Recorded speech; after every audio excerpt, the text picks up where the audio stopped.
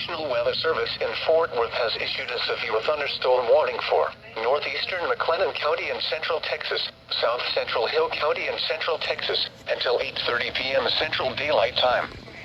At 7:40 p.m. Central Daylight Time, a severe thunderstorm was located near west, or 13 miles south of Hillsboro, moving southeast at 25 miles per hour.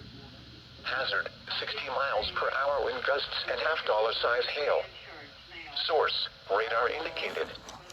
Impact, hail damage to vehicles is expected. Expect wind damage to roofs, siding, and trees.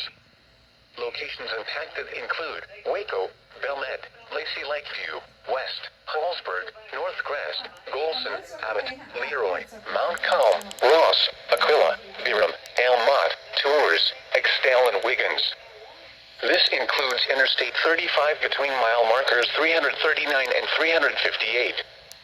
For your protection, get inside a sturdy structure and stay away from windows. Now